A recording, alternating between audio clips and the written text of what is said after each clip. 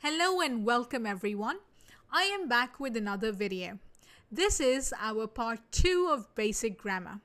Last time we saw what nouns were, adjectives, verbs, and so on.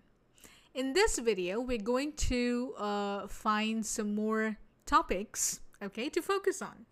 Here we're going to see adverbs, prepositions, conjunctions, and pronouns. Another, video with some very important topic that you're going to need when practicing grammar.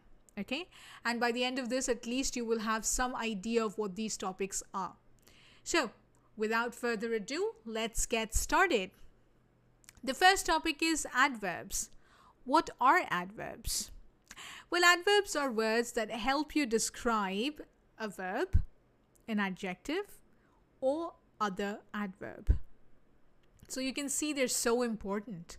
These are words that can help you describe so many different things like verbs, adjectives, and adverbs. Adjectives could only describe noun and pronoun.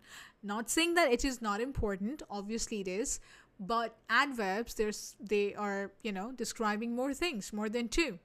So let's see the types of adverbs. Also, before getting into this, I want to tell you that most of the adverbs, they end in ly. Okay, most of them, not all. So be careful.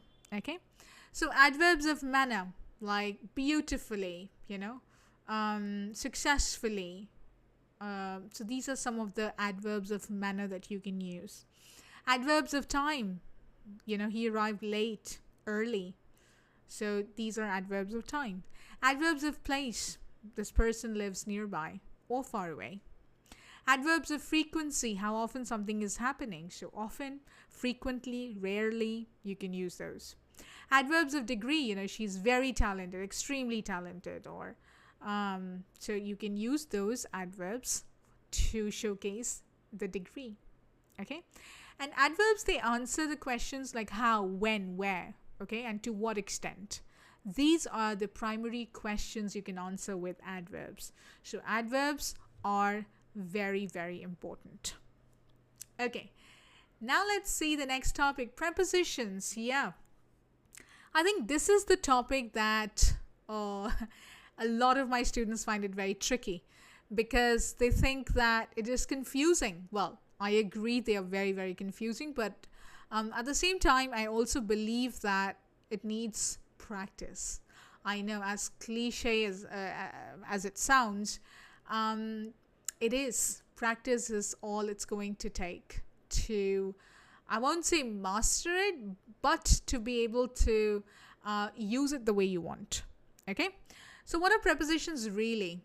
Well, they show the relationship between a noun or a pronoun and other words in a sentence. So it basically cements it and gives it meaning. So they indicate locations, directions, time, manner, possessions, all of it. So you need prepositions. If you do not have prepositions, you will not be able to talk about these very important topics. To begin with, location. The book. Where's the book? On the table. Direction, where did she walk? Well, she walked across the bridge. Time. We will meet at 3 p.m. When? At 3 p.m. Manner. He solved the problem with ease. How? With ease. Possession. The keys are in my pocket. Where? In my pocket. So you can see that prepositions are quite important when trying to make sense of your sentence. For example, if I skip the preposition and you try to read the sentence and see if it's making any sense. I mean, it would. You're not going to be completely lost. But it's like, walking around wearing a t-shirt with one sleeve missing. It's like that. So if you look at it like that, you will understand the importance of prepositions. Okay, so you need it for the sentence to make better sense. All right.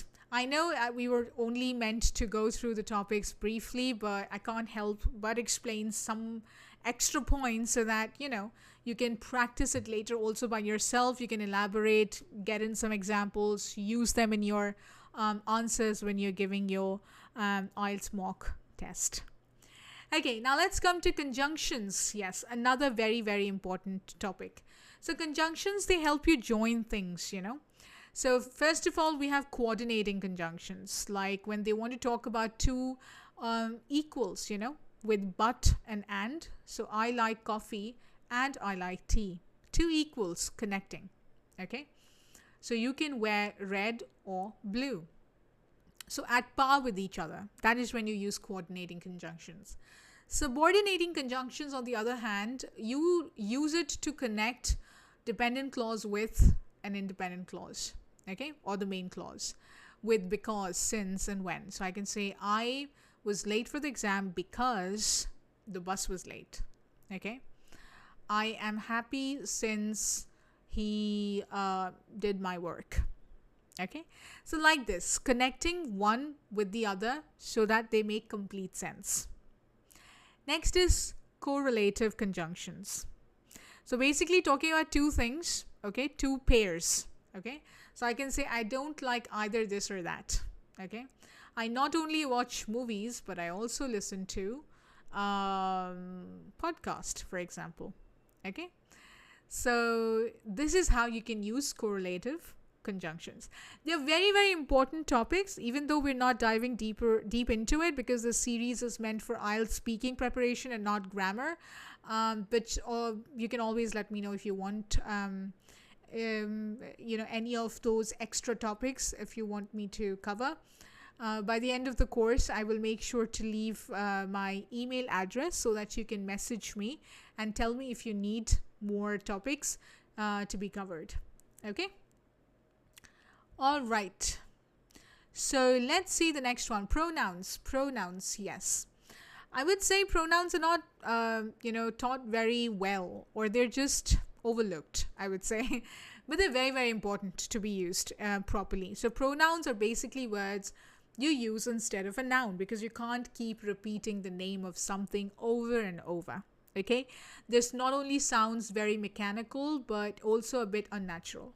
So that is why if you want to make it sound normal and natural, you have to use pronouns. So obviously there are many types. I've tried to include some. The first one is personal pronouns. So pronouns that replace nouns and refer to specific person. Okay, for example, let's say Tina. So I can say Tina is singing, Tina is playing, Tina is cooking. So instead of saying Tina all the time, I can say Tina is playing, now she is cooking, and now she is singing. Okay? So I can replace the word Tina with she. Similarly, you can use him and they, and so on. Next is demonstrative pronouns. So they demonstrate someone or something. Okay? For example, something more specific, that helps you point something. For example, this, that, these, those. Okay. So I know that we used the same examples for demonstrative adjectives. So with demonstrative adjectives, you basically use it with some noun. Here you don't, because these are the replacement of noun, not to be used along with it. Otherwise, it will defeat the whole purpose of using it, like this.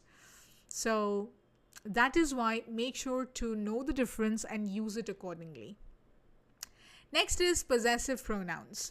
So they tell you that something you possess, or the ownership. So this is mine, yours, theirs.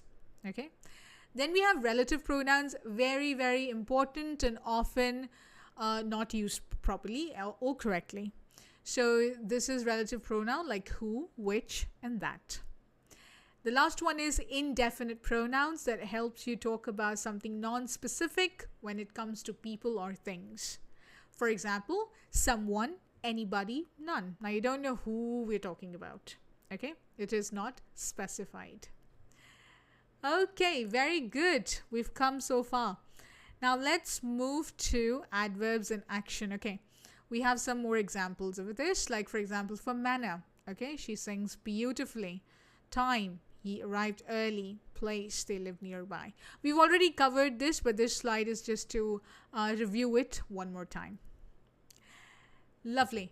Now let's see some prepositions in context. We've already seen the examples, but if you want to learn more in context, you can also read some of the examples given here. You can always pause it, take your time, read the examples, and then try to make your own sentences. I mean, trying to implement something, okay, is the most important part of learning. It's not just listening, all that input. It is also about the output. How are you using it later on? Very, very crucial. So, whatever we've discussed till now, if you've understood, well and good. If you haven't, try to look up that topic, find more examples, and see if you're able to use it or not. You will hear me say this 100 times or more throughout this series because it really is very important. Okay, now let's try to see. Okay, we have some conjunction types and some pronouns. Again, some examples for you to recap and review. So please go through them, pick some of the examples, and make your sentences. All right, I think this was it for our grammar part. We covered part 1, part 2, all the important topics that I thought was needed to, that was needed to just, revisit. And we did exactly that. We went through all the important topics. And now that you know these topics, now that you're well versed with some of these interesting and important topics, I would love for you to start using it in your day-to-day spoken English for writing, and also observe them while listening and reading. All right, so that is it in this video. I am going to see you in our next video. Till then, keep practicing and keep learning. Bye-bye.